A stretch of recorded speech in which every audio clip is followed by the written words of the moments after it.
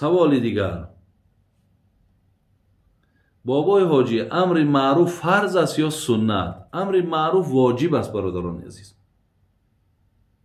امر معروف یعنی حکم واجبی را دارد.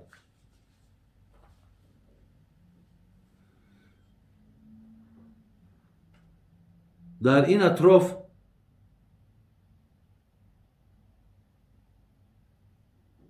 حدیث های از پیغمبر من داریم: اذا رأى منکم منکرا فلیغیره بیده فإن لم یستطع فبقلبه فبلسانه فإن لم یستطع فبقلبه و ذلک اضعف الایمان.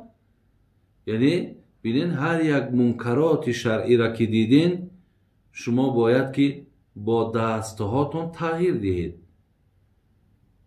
اگر امکانیت او نشید با زبانتون، امکانیت ویش نشید با قلبهاتون. لیکن با قلب گفتن این نشانه ضعف ایمانه. یعنی این حدیث تأکیده.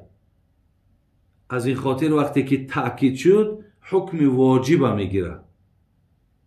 برای همین است که بین در مسجد وقتی که ما و شما میدراییم، وقتی داملا امر به معروف و نهی از منکر میکند میگه حرم الصلاة و الکلام حتی یتیم الخطبه.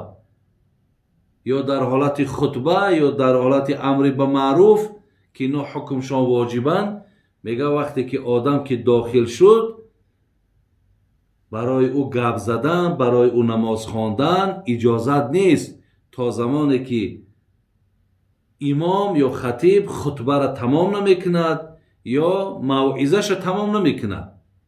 او را که حکمش واجب است، تحیه مسجد که حکمش مستحب هست، از این خاطر یعنی حق عبادت کردن در برابر این نداره. برای همین برادران عزیز و گرامی، امر به معروف و نهی از منکر حکمش واجب است. خب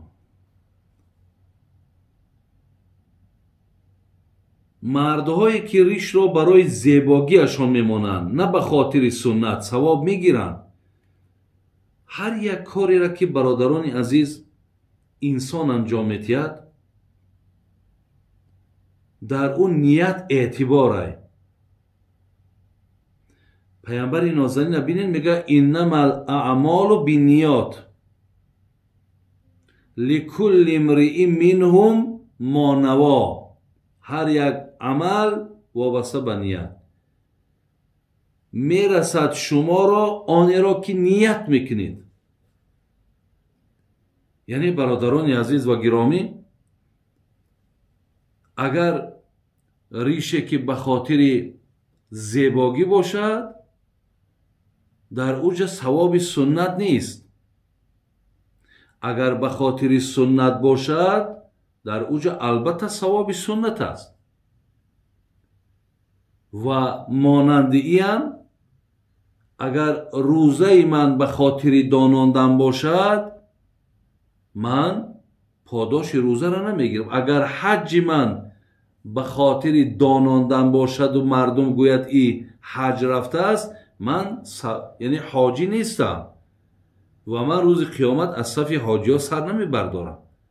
اگر من خیر احسان کنم به خاطری که گویند ای خیر احسان کرد، ببینین من ثواب او صدقه من نمیگیرم. به خاطر نیت من خالص نیست، نیت من ثواب نیست، نیت من نشان دادن است، نیت من داناندن است. مادامی که نیتم به دیگر مقصد که هست، از این لحاظ من ثواب سنت و ثواب او فرض نمیگیرم.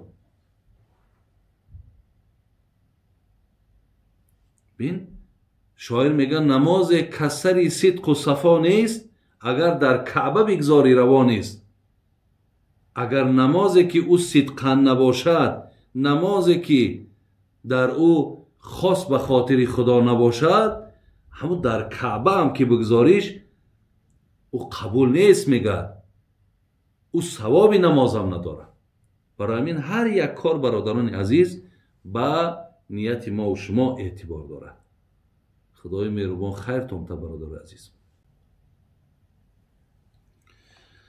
سوال دیگر: آیا حضرت موسی علیه السلام حضرت عزرائیل را زدگی هست؟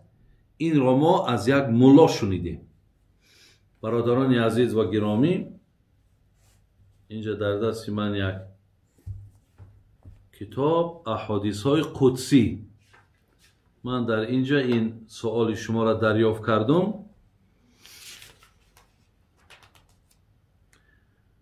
خب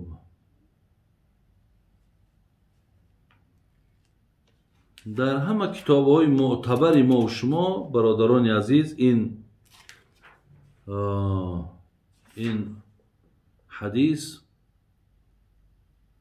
چی در کتاب های بخاری هم آمده است که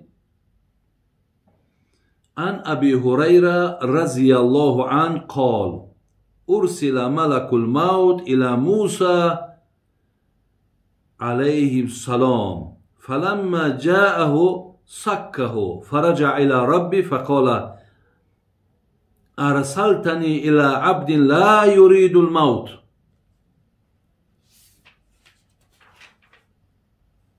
برادران من معنا کرده بریم. از حضرت ابو هریره میگه روایت است که پیامبر ما گفتند ملک الموت نزد موسی آمد. وقتی نزد او آمد، وقتی نزد موسی آمد و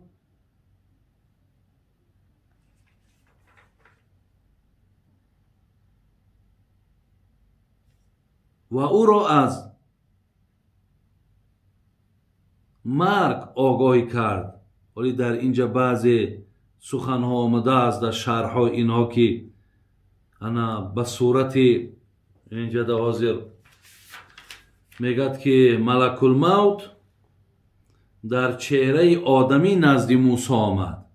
ولی میگد سبب زدنشم به خاطر این بود که موسی نشناختش، نشناخت که این ملک الموت است، ولی به صورت آدمی پیش موسی آمد. برخی میگویند که حضرت موسی ملک الموت را نشناخت، بلکه چنین گمان کرد که او انسان هست که بر سر راه او آمد و قصد اذیت او را دارد. فکر کرد که وقتی پیش راهش گرفت، فکر کرد که موسی که این مرا یگان نیت آزار دادن دارد، نیت زدن دارد، نیت یگان آسیب رساندن دارد. شاید یگان از دشمنهای خودش تصورش کرد و او در دفاع از خود بر صورت او زد. برای آنه که مقصد خودش دفاع کنه، اصلا به سر پیامبرا همش میدانستند که دشمنای پیامبرا زیاد بودن، هر زمان به سر اونها هجوم میکردن، میزدن، اینها هم میزدن. حضرت موسی هم گمانش همین بود که یگان فرزند آدم است و دشمنی از دشمنای من است و مرا مقصد نیت نابود کردن دارد. حضرت دفاع کرد از خودش، زد میگه ملک الموت. زیرا وقتی که ملک الموت برای وقتی که ملک الموت بار دوم نزد موسی آمد، موسی با او این گونه رفتار نکرد، بلکه رفتار شایسته کرد. بعد وقتی که بینیم که میگه انا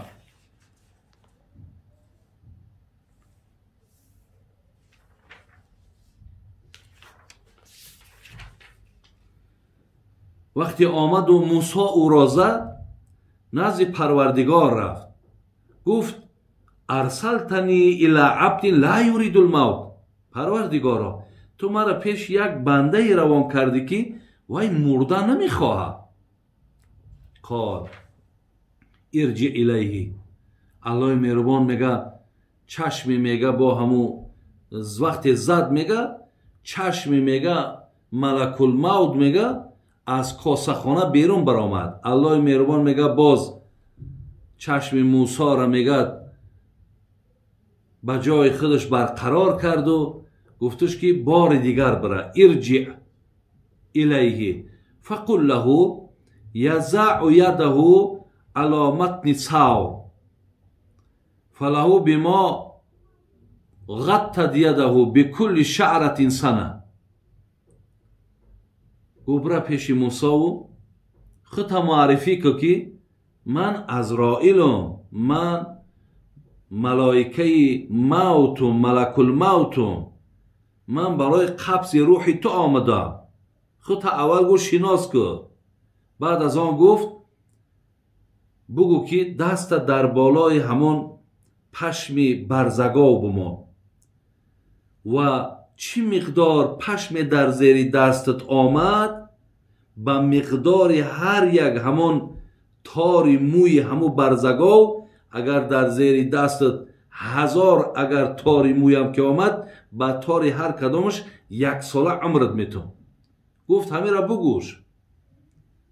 قال ای ربی ثم ماذا؟ بعد گفت خب اینش گفت بسیار نیک، لیکن بعد اینه که 1000 سال عمرم دادی، بعد با چی میشه و حالم؟ قال ثم الموت. بعد گفت بعد این باز ملک الموت با سراغت روان میکنم و جان تا میگیره. خلاص الله مهربان میگه کل من علیها فان و یبقى وجه ربک ذو الجلال و الاکرام. در این دنیا هیچ کس نمیمونه به جز ذات پروردگار. هر که آمد به جهان اهل فنا خواهد بود، آن که پاینده و باقی است خدا خواهد بود، به جز خدا هیچ که نمیمانه. گفت بعد این گفت باز مرگ به سراغت می آید. قال فالآن. بعد گفت که مادام این باشد من تیارم، جانا بگیر. گفت یعنی بعدا چیکار کرد؟ یعنی جناب ملک الموت جان حضرت موسی را گرفت. یعنی زدن حضرت موسی البته این با حدیث ثابت است، با خبر صحیح که تمام کتاب های ما و شما ای را روایت میکند و زدنش هم علت چه میگد که خاطر چی بود؟ خاطر این بود که نشناخت که این ملک الموت است. زیرا بار دوم وقتی آمد خودش شناس کرد و وقتی با او گفتگو کرد، موسی با او بسیار با یک آداب بلند با او صحبت کرد و جان با او تسلیم کرد. الله مهربان حفظتان کنه. سوال دیگر برادر عزیز،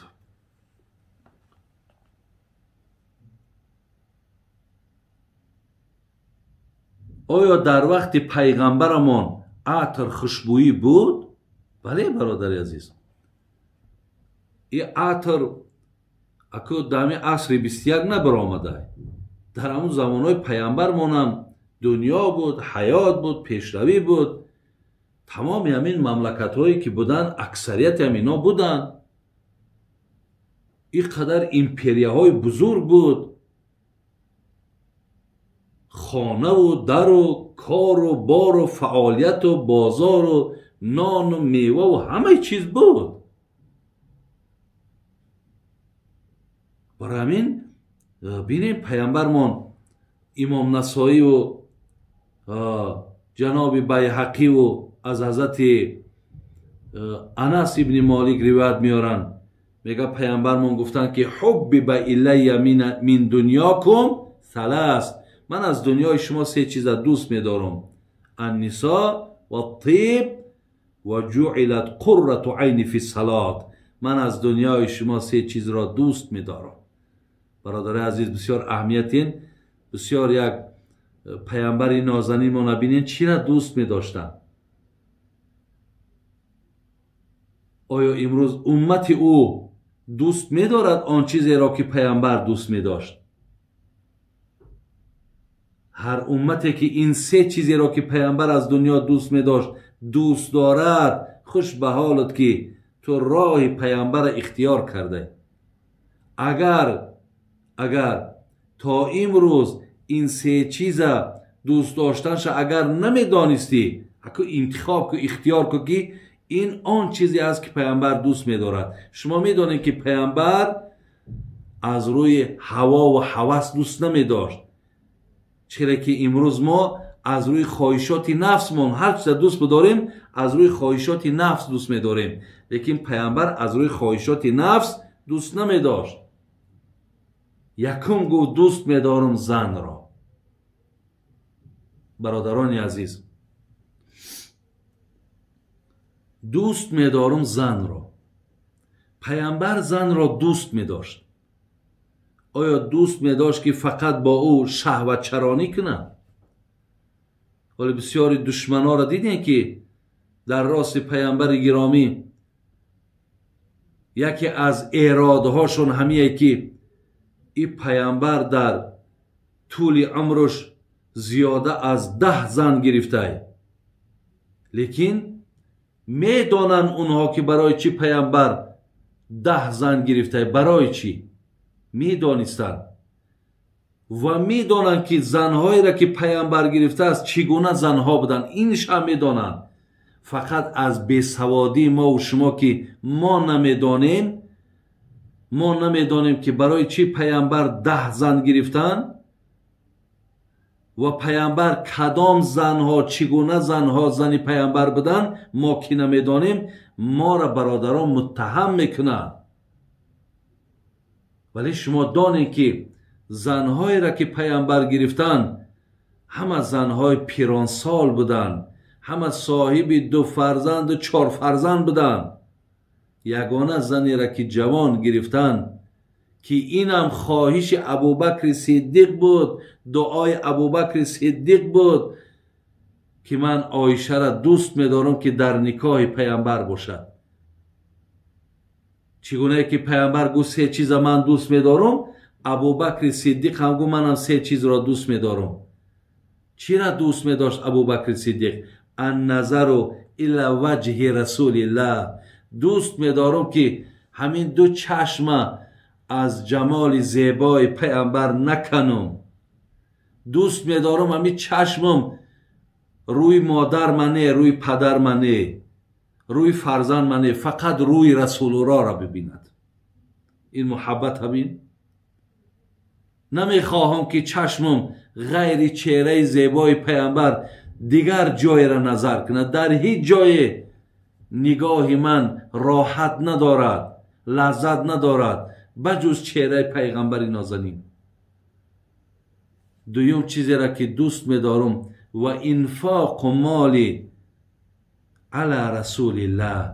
دوست می‌دارم که تمام درآمد من، تمام مبلغ من، تمام جمع کردگی من در راه دین رسول الله صرف کنم. سیوم چی؟ ان یکون ابنتی تحت رسول الله. دوست می‌دارم که همین عایشه دخترکم که دوستش می‌دارم عایشه را در نکاح پیامبر باشد. دوست می‌دارم که عایشه وقتی که در نکاح پیامبر باشد این عنوان مادری میگیرد. ازواجه و امهاتهم. خدا میگه زنهای پیامبر مادرهای مؤمنها هست. دوست می‌دارم زن پیامبر باشه و عنوان مادر مؤمنها را بگیره و من خسور رسول الله باشم و روز قیامت اولاد ما را و همه ما را در گرد خودش جمع کند. ببینید یگانه زنی را که دختری خانه گرفتن، باکره گرفتن، این عایشه بود. دیگر جمع زنهای او همه زنهای سال خورده بودند. برای چی؟ یکی از علتهای الحکمت من تعداد ازواج نبی، یک کتابی هست که حکمتی انامین 10 زنی که گویم در نکاح رسول الله بودن یا حکمت داشتن. میگه یکی از سببهاش همین بود که در این 23 سال قرآن به گوش همه رسانیدن بسیار کار محال بود و در هر قبیله میرفت با فرمان الهی. پیامبر از پیش خود زن گرفتن نمیتونست، از پیش خود یک قدم پیش رفتن نمیتونست. قرآن میگه و ما ینطق عن الهوا ان هو الا وحی یوحى. پیامبر هیچ کاری را، هیچ سخنی را نمیتونست انجام داده تا به شرطی که اگر الله فرمان میداد. اینها را میگرفت، تعلیم دین میکرد، یا را در یک محله میگذاشت، اونها زنها را دعوت میکردن. کی پیامبر گرامی اینقدر وقت یافت و رفت با اینها در خانه‌هاشون مقصد صحبت کرد و شب گذرانی کرد و گویا معیشت کرد و الفت کرد؟ از کجا پیامبری تری وقت داشت؟ پیامبر به این خاطر هم نآمده بود، به خاطر منتشر کردن انامین قرآن آمد، منتشر کردن دین الهی آمد و همیشه در دعوت بودن و در نزد هیچ خانماش هم نبود. برای همین دوست داشتن زن را پیامبر نه به خاطر شهوت، به خاطر اکرام زنها، به خاطر که اینها مادرن. برادر عزیز و گرامی، من 10 بار تاکید کردم، باز میگم، زیرا که من خودم مسئول حس میکنم. ولی ممکن بسیاری آدما گویند که مثال بابای حاجی این قدر مثال تاکیدی بسیار میکنی یا در جان منزده. خب من زنکا را تعریف کنم، مردکا میگن، مردکاش تعریف کنم، زنکا میگن. لیکن شما یک چیز دانید که من مسئولم، که من باید که چیزی را که پیامبر گفته سه من معنا کنم. من همین را خواندم، معنای همین را میدانم. پیامبر میگه بلغوا عنی ولو آیتن، یک حرفی را اگر تو از دین بدانی او را بگو. میگه من باید بگم. از همین لحاظ زن پیامبر گرامی گفتن دوست میدارم که این مادرای.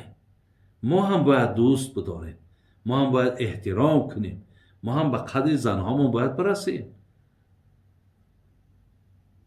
در حق زنها جبر نکنین، در حق زنها تهمت نکنین، حق زنها را پایمال نکنین، زنها تون حقارت نکنین.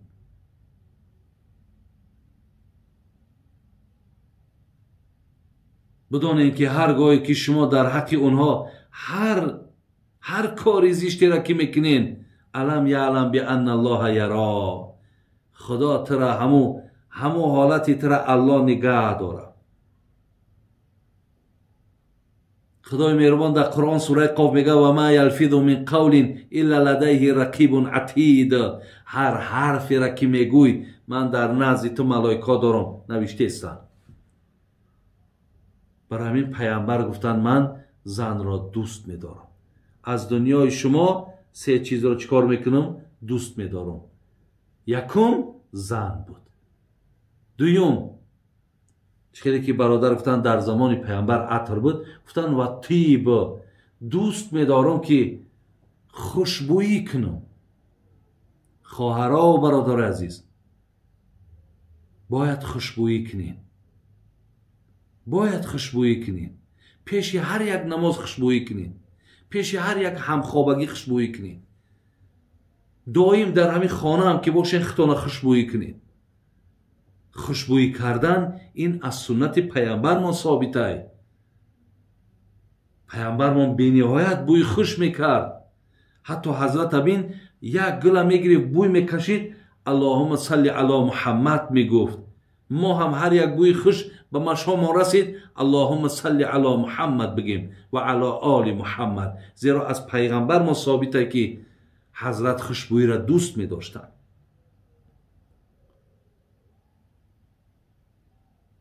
سیم گفتن و جعلت قرة عینی فی الصلاة، دوست می دارم که بین حتی گفته است همین نور چشمم، گوهرک چشمم فدای نماز باد. اینقدر حضرت نماز را دوست می داشتن. می دانستن که نماز وقتی آدم در حالت قیام استی با پروردگار تو راز گفته سی. نماز را دوست می داشت. عایشه مادرمون میگه اونقدر نماز را دراز می خواند، اونقدر عبادت زیاد میکرد که پاش ورم کردگی بود، مثل پای شتر واری ورم کردگی بود. این 3 چیزی هست که پیامبرمون دوست می داشت. پس از این حدیث معلوم می شود که حضرت دائم خوشبوی بودند، چون و خوشبویی را همیشه استعمال میکردن و امت چند تاکید کردن که یکی از سنت های من همین است که شما خوشبویی کنید، یعنی بوی خوش کنید دائم. خدای مهربان حفظتان کند. الله مهربان باز هم توفیقاتون زیاد کند و خدای مهربان به درد و به غمتون کند و ثواب این سوالهایی را که شما روان کردین در نامه اعمالتون نویسنده کند و توفیق عمل کردنش خدای مهربان باز هم نصیب من گرداند. اهدنا الصراط المستقیم صراط الذین انعمت علیهم غیر المغضوب علیهم ولا الضالین. آمین یا رب.